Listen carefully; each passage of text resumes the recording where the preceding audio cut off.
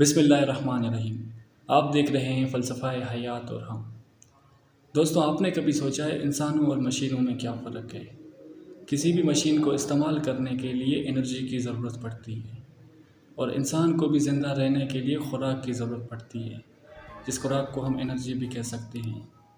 Machine को इंसान ने बनाया है, उसके अंदर रूल रेगुलेशन टेक्निकली रखे होते हैं जिसकी वजह से मशीन चलती है। लेकिन बहुत सी जगहों पर वाज़ेह फ़र्क महसूस होता है कि इंसान और मशीन में कुछ फ़र्क तो है।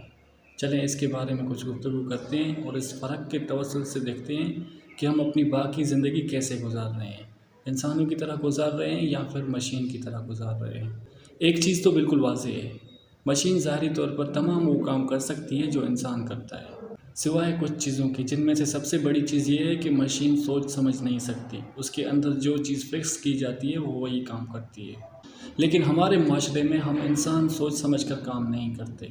हम भी मशीन की तरह बस किसी काम में लग जाते हैं, लेकिन सोचते समझते नहीं हैं कि हम क्या कर रहे हैं, कैसे कर रहे हैं। लेकिन हम सोच समझ कर ज़िंदगी गुजार सकते हैं अगर हम गुजारना चाहें तो। अगर कुरान के मजमूई इल्म के बारे में आप थोड़ा सा गौर करें ना, तो अल्लाह ताला 90% से ज़्यादा बंदे को बताता है कि रब का और तुम्हारा आपस में क्या ताल्लुक़ है, यानी अल्लाह और बंदे का आपस में क्या ताल्लुक़ है। उसके बाद अगर बताता है तो तारीख़ बताता है कि दुनिया कैसे बनी बिगड़ी, अज़ाब अल्लाह ताला ने इस दुनिया में भेजे। उसके बाद अगर देखा जाए तो अल्लाह ताला बताता है कि पिछली कौमें कैसे तबाह हुई और क्या वजूहात की बिना पर वो तबाह हुई। अगर उससे थोड़ा आगे देखा जाए तो अल्लाह ताला गुमराही और हक़ का रास्ता बताता है कि देख लो ये गुमराही का रास्ता है और ये हक़ का रास्ता है। बेशक जो गुमराही पे होंगे माफ़ करने वाली ज़ात अल्लाह की है, लेकिन अल्लाह ताला ये भी बताता है कि गुमराहों के लिए आखिरत में क्या रखा हुआ है और जो हक़ पर हैं उनके लिए आखिरत में क्या रखा हुआ है। ये कुछ ऐसी चीज़ें हैं जो मशीन में कोई इंसान ऐड नहीं कर सकता, ये इंसान सिर्फ सोच समझ सकता है। लेकिन हमारी सोच को किसी तरीके से ऐसे बाउंड किया गया है कि हम फंसे हुए हैं, मशीन की तरह हम अपनी ज़िंदगी गुजार रहे हैं। और अगर उससे थोड़ा आगे कुरान में देखें तो कोई 10% बनता है। अगर आप कुरान का मुताला करें, उसको समझने की कोशिश करें तो अल्लाह ताला यही फरमाता है कि फ़साद फैलाने वालों में ना शामिल हो जाओ, जुल्म करने वालों में शामिल ना हो जाओ, अल्लाह के बताए हुए अहकामात की पैरवी करो। ये सारी चीज़ें हमें किस तरफ ले जाती हैं और हम देखें हमने आजकल अपनी क्या सोच बनाई हुई है, यानी कि हमने अपने अंदर कुछ फीचर रख दिए कि भाई हमने ये करना है, हमने ये नहीं करना, उससे आगे हमने निकलना ही नहीं है। अगर कुरान की इन सब बातों का बगौर जायज़ा लिया जाए ना, तो मालूम होता है कि निज़ाम इलाही ने इंसानों को एक पुरअमन ज़िंदगी गुजारने के लिए तरीके बताए हुए हैं, कवानीन बताए हुए हैं, जिनमें कोई ज़्यादती नहीं है इंसान के लिए। लेकिन जब हम इनसे किनारा करेंगे ना, तो हमारे लिए बहुत सारी मुश्किलात बढ़ेंगी। अब देखते हैं कि हम अपनी ज़िंदगी कैसे गुजार रहे हैं। किन किन बातों को देखकर लगता है कि इंसानों और मशीनों में कोई फ़र्क नहीं है। दोस्तों, ज़ाहिर से तौर पर हर इंसान की औसतन ज़िंदगी 3 हिस्सों में होती है, बचपन, जवानी और बुढ़ापा। अब हम देखते हैं कि हम कैसे अपना बचपन, कैसे जवानी और कैसे बुढ़ापा गुजारते हैं। जब कोई बच्चा, किसी हम बच्चे की तरबियत करते हैं ना, तो उसको हम मुस्तक़बिल के बारे में बताते हैं कि भाई अपना मुस्तक़बिल बनाओ, पढ़ो लिखो कुछ करो, अपना मुस्तक़बिल बनाओ। जब वो जवानी में आता है तो हम उसे कहते हैं कि अपना घर बनाओ, यानी कि उसकी शादी वगैरह जो भी दुनिया की तरतीब होती है वो उसे हम देते हैं। शादी के बाद जब कुछ वक्त के बाद उसके ऊपर बुढ़ापा आता है तो फिर उसे मुआशरा यही चीज़ बताता है कि अपने बच्चों की तरफ देखो, अपने बच्चों को बनाओ। यानी इन चीज़ों में एक ऐसा हमारे अंदर निज़ाम फिक्स किया गया है कि हम उसी में पढ़ रहे हैं। सारी चीज़ें हमें बता रही हैं कि खुद को देखो, अपने साथ जुड़ी हुई तमाम चीज़ों को देखो। हम उनको तो देख रहे हैं लेकिन उस तरीके से नहीं देख रहे जिस तरीके से अल्लाह कह रहा है।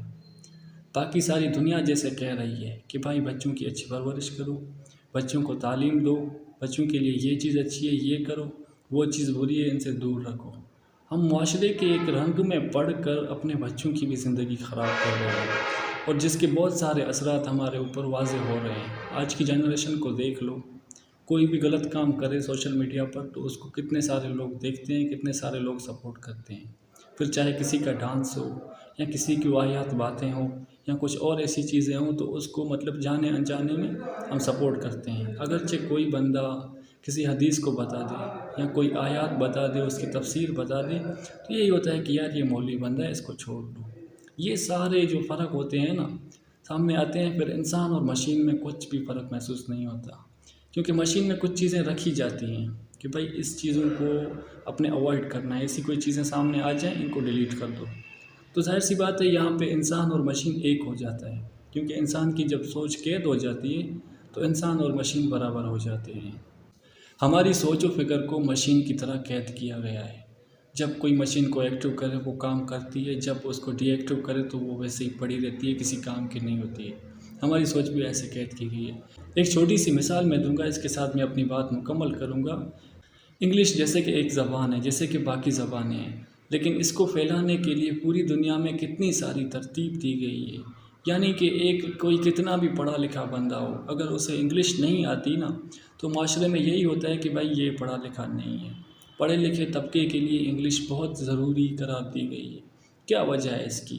جبکہ ہماری بھی ایک زبان ہے، عربی ایک قدیمی زبان ہے، دنیا کی پہلی زبان ہے، اور دیکھیں اس کو مانیٹر کرنے کے لیے کیا پالیسی کی جا رہی ہے، کوئی اس بارے میں نہیں سوچ رہا ہے۔ تو کچھ ملکوں میں اس کی کچھ ایسی چیزیں رکھی ہوئی ہے جہاں پہ عربی سکھائی جاتی ہے۔ اب پاکستان کو دیکھیں، پاکستان میں کتنی عربی سکھائی جاتی ہے، صرف ہمارے مدارس میں کچھ حد تک عربی سکھائی جاتی ہے، لیکن ان کو بھی کسی ہم اور اینگل سے دیکھتے ہیں۔ اچھا، جب میرے جیسا بندہ کوئی اچھے سے پڑھا لکھا نہ ہو، دیہاتی ماحول میں پڑھا ہو، اگر انگلش کا کوئی الفاظ کہہ دے نا تو کوئی ففتھ اسٹینڈرڈ کا بچہ ہو وہ بھی کہے گا کہ انکل آپ نے پروننسیشن صحیح نہیں کی ہے۔